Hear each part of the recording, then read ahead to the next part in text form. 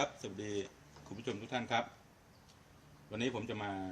แชร์ประสบการณ์แชร์ความรู้เกี่ยวกับเรื่องของระบบเบรกนะครับระบบเบรกรถยนต์ก็จะอาศัยหม้อลมเบรกนะครับเป็นตัวทำให้ช่วยเบาแรงในการเหยียบเบรกนะครับต่อมาก็จะมีกระบอกแม่ปั๊มเบรกนะครับกระบอกแม่ปั๊มเบรกก็จะมีหน้าที่ในการส่งน้ำมันไปที่ล้อแต่ละล้อนะครับ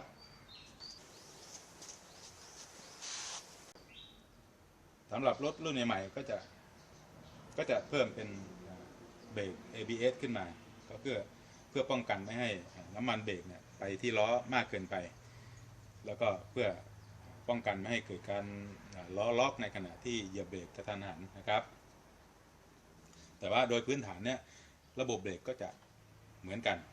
ทำงานคล้ายๆกันนะครับที่หม้อลมเบรกนะครับก็จะมีท่อเวกัมอยู่ท่อเวกัมตัวนี้ก็จะต่อมาจากปั๊มตูดไดนะครับสำหรับรถรุ่นใหม่ๆก็จะไม่มีปั๊มตูดไดแล้วก็จะต่อเข้ากับปั๊มเวกัมโดยเฉพาะนะครับสำหรับรถรุ่นใหม่ๆนะครับก็จะมีปั๊มเวกัมที่เขาติดตั้งมาพิเศษเพื่อใช้แรงเวกัมมาใช้กับเบรกแล้วก็นำไปใช้กับอุปกรณ์อื่นๆไม่ว่าจะเป็นชุดปิดเปิด EGR หรือว่าชุดอื่นๆที่ต้องการทำงานโดยใช้เวกัมนะครับไดชาร์จนะครับที่ไดชาร์จก็จะไม่มีปั๊มตูดไดแล้วก็จะเป็นไดชาร์จแบบสั้นเราก็จะคุ้นหูที่ว่าไดชาร์จยาวไดชาร์จสั้นนะครับถึงรถแต่ละรุ่นแต่ละยี่ห้อก็จะออกแบบมาแตกต่างกันนะครับว่ารุ่นไหนก็จะใช้เวกัมแบบไหนหรือว่ารุ่นไหนจะใช้เป็นไฟฟ้าเป็นมอเตอร์ไฟฟ้าไปแล้วแทนเวกัมไปแล้วก็แล้วแต่การออกแบบของรถแต่ละรุ่นแต่ละยี่ห้อนะครับอย่าไปกังวลในเรื่องของการออกแบบกับเขานะครับให้เราเรียนรู้ว่าระบบเบรกจะต้องมีเวกัมมาช่วยเสมอนะครับแล้วก็เนี่ยชุดนี้ก็เป็น ABS ก็จะมีหน้าที่ในการป้องกันการล็อกตายของล้อในขณะที่เราเหยียบเบรกนะครับสำหรับอาการของเบรกอาการของเบรกที่จะบ่งบอกว่าแม่ปั๊มมีปัญหาหรือว่าปั๊มเวกัมเนี้ยมีปัญหานะครับก็คือเอาส่วนแรกก่อนนะครับระบบเวกัมมีปัญหาหรือว่าหม้อลมมีปัญหาก็คือเบรกจะแข็งนะครับเหยียบแล้วเบรกแข็งเบรกไม่อยู่อาการนี้ก็จะเกิดจากหม้อลมเสียส่วนใหญ่นะครับเนื่องจากว่าหม้อลมเนี่ยก็จะมีหลักการทำงานอยู่ก็จะมีวาล์วปิดเปิดด้านหลังอยู่จะมีแบ่งเป็น2ห้องนะครับในหม้อลมก็จะมีเป็น2ห้องนะครับด้านในก็จะเป็นแผ่นไดอะแฟรมกั้นอยู่ด้านหน้าส่วนนี้ก็จะติดกับแม่ปั๊มเบรกนะครับตัวนี้จะเป็นพุทล็อกเพื่อมาดันแม่ปั๊มเบรกชุดนี้ให้ทำงานนะครับเมื่อเราเหยียบเบรกพุทล็อกก็จะเลื่อนออกมาทีนี้แผ่นไดอะแฟรมเนี้ย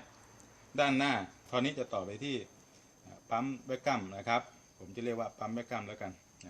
ท่อนี้นะครับท่อตัวนี้ก็จะถูกปั๊มเวกัมเนี่ยดูดเอาลมที่อยู่ภายในดูดเอาอากาศที่อยู่ภายในนี้ออกทำให้ด้านในนี้ห้องด้านหน้านี้เป็นสุญญากาศนะครับเป็นสุญญากาศเมื่อเราเหยียบเบรกนี่จะแข็งมากนะครับเมื่อเราเหยียบเบรกเนี่ยพุทหลอดด้านหลังเนี่ยก็จะไปดันให้วาล์วที่อยู่ชั้นในของหม้อลมเบรกเนี่ยเปิดให้อากาศเข้าด้านนี้ได้เมื่ออากาศเข้าไปได้ปั๊บเนี่ยแผ่นเวกัมแผ่นไดอะแฟรมที่อยู่ด้านในก็จะเดินหน้าแล้วก็จะมาผลักพุทหลอดเนี่ยให้เดินหน้าออกมาเพื่อที่จะมาทำให้แม่ปั๊มทำงานนะครับทีนี้กรณีที่หม้อลมรั่วนะครับ เบรกจะแข็งถ้าเราเหยียบเบรกปั๊บเนี่ยเบรกจะแข็งแต่โดยทั่วไปแล้วการลวกของแม่ปั๊มการลวกของหม้อลมเนี่ยจะไม่ถึงกับแข็งโป๊กทันทีนะครับก็จะมีการอาจจะย้ำแล้วก็แข็งย้ำแล้วก็แข็งหรือว่าเหยียบแล้วก็เหยียบไม่ลงนะครับแต่ว่าบางทีก็เบรกก็ยังพอจะเบรกได้นะครับรถก็ยังพอที่จะมีการหน่วงอยู่นะครับแต่ว่าถ้าเหยียบแล้วมันไม่เบาไม่นิ่มเหมือนปกตินะสันนิษฐานเบื้องต้นเลยครับก็คือหม้อลมรั่วนะครับเราก็ต้องมาทำการตรวจเช็คหม้อลมนะครับเช็ครั่วว่าเกิดจากซีนด้านหน้านี้รั่วไหมตัวนี้จะเป็นซีนด้านหน้าตัวนี้จะรั่วนะครับก็โดยทั่วไปเขาก็จะเปลี่ยนทั้งหม้อลมนะครับเพราะว่าชุดซ่อมกับหม้อลมตัวใหม่เนี้ยราคาใกล้เคียงกันมากเลยชุดซ่อมก็850ประมาณนี้ครับหม้อลมตัวใหม่ก็1,000 กว่า1,200นะครับทีนี้อาการของแม่ปั๊มเบรกมีปัญหาเหรอครับทีนี้อาการของแม่ปั๊มเบรกมีปัญหาก็คือเกิดการรั่วของลูกสูบลูกยางในแม่ปั๊มเบรกนี่เกิดการรั่วครับนี่คือแม่ปั๊มเบรกก็จะมีลูกสูบอยู่2ช่วงนะครับนี้ก็อยู่ด้านหน้าตัวนี้ก็จะอยู่ด้านหลังก็จะมีอยู่2ช่วงก็จะเป็นเบรกหน้าเบรกหลังนะครับเบรกหน้าเบรกหลัง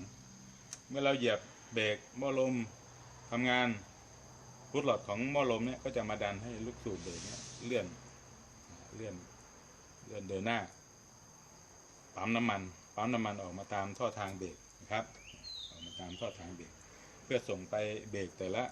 ล้อนะครับล้อหน้าล้อหลังนะครับแต่ทีนี้อาการของลูกยางเบรกรั่วหรือว่าลีกภายในนะลูกยางรั่วภายในเนี่ยเราก็สามารถที่จะเบรกรถได้ตามปกตินะครับแต่ว่าถ้าเราเหยียบเบรกหนักๆทันทีทันใดเนี่ยเบรกอาจจะไม่หนึบไม่อยู่หรือว่าไม่หน่วงตามที่เราต้องการแต่ว่าในขณะที่รถวิ่งไม่เร็วไม่มีความเร็วมากเนี่ยเราก็จะสามารถที่จะใช้งานเบรกได้ตามปกตินะครับเพียงแต่ว่าจะมีปัญหาในเรื่องของการเบรกเฉียบพลันหรือว่าหยุดฉุกเฉินเท่านั้นเองนะครับสำหรับกรณีของลูกสูบเบรกไม่ดีหรือว่ามีการลีกในนะครับเราก็ต้องมาตรวจเช็คว่าเอ๊ะทำไมเบรกไม่อยู่ทำไมเบรกแล้วมันแป้นเบรกเนี่ยจมผิดปกติเหยียบแช่ไว้ทำไมมันจมแล้วก็ค่อยมาตรวจเช็คหาสาเหตุของที่แป้นเบรกจมก็คือโดยทั่วไปแล้วก็จะเกิดจากลูกยางเบรกเนี่ยมีการรั่วนะครับเพราะว่าในขณะที่เหยียบเบรกแช่ไว้เนี่ยเหยียบเบรกแช่ไว้ค้างไว้เนี่ยแรงดันน้ำมันเบรกจะต้องไปที่ล้อก็จะเกิดแรงต้านขึ้นมาถึงหน้าซีนนะครับถ้าซีนรั่วแรงดันก็จะย้อนกลับขึ้นมาแล้วก็เข้ามาที่กระเป๋าน้ำมันเบรกแรงดันย้อนกลับทำให้เบรกเนี่ยสามารถที่จะเลื่อนเดินหน้าเข้าไปอีกเบรกถึงจมแป้นเบรกก็จะค่อยๆจมลงลูกสูบเบรกก็ค่อยๆเลื่อนจมลงเพราะว่าแรงดันถูกรั่วย้อนกลับผ่านซีนนะครับซึ่งถ้าเกิดอาการแบบนี้นะครับให้เรามาตรวจเช็คการรั่วซึมของการลีกในของลูกสูบไม่ปั๊มเบรกนะครับแต่ถ้ารั่วที่ลูกซีนตัวนอกนี้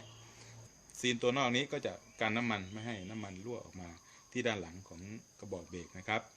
เพื่อที่จะไม่ให้น้ำมันเนี้ยไหลย้อนเข้าไปในหม้อลมซึ่งหลายคันที่เจอปัญหาตัวนี้ก็คือเหยียบเบรกแล้วมีเสียงผุบฝับหรือว่าเบรกแข็งเป็นบางครั้งเบาเป็นบางครั้งนะครับก็ให้สันนิษฐานว่าให้สงสัยได้เลยว่าซีนตัวเนี้ยจะมีปัญหาก็คือน้ำมันเบรกรั่วได้นะครับก็ให้เราสอดสายยางเข้าไปที่ท่อไว้กั้มของหม้อลมเนี่ยที่ท่อของหม้อลมเนี่ยแล้วก็ดูดเอาน้ำมันออกมาบางคันก็ดูดออกได้นะครับบางคันก็แค่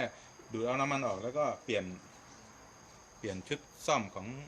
แม่ปั๊มเบรกก็ได้นะครับแต่ว่าบางคันก็แม่ปั๊มเบรกอาจจะผุใช้มีอายุการใช้งานที่นานๆเนี่ยก็จะทำให้แม่ปั๊มเบรกเนี่ยผุเกิดขึ้นได้ซึ่งทำให้เกิดการรั่วภายในนะครับก็ฝากเป็นความรู้ฝากเป็นประสบการณ์ให้กับเพื่อนสมาชิกสำหรับเพื่อนสมาชิกใหม่ๆที่อาจจะยังไม่ค่อยเข้าใจในเรื่องของการทำงานของเบรกเท่าไหร่นะครับก็ดูคลิปให้จบนะครับก็จะได้เราก็จะมีความรู้ในเรื่องของการทำงานของหม้อลมแล้วก็ของแม่ปั๊มเพราะว่าบางครั้งเนี่ยผมก็จะพุ่งประเด็นไปที่การเสียของอุปกรณ์ไม่ได้ทำคลิปเกี่ยวกับอาการนะครับต่อไปทุกคนก็จะทำคลิปเกี่ยวกับอาการเพิ่มขึ้นนะครับพบกันใหม่ในคลิปต่อไปนะครับสำหรับวันนี้ลาไปก่อนนะครับสวัสดีครับ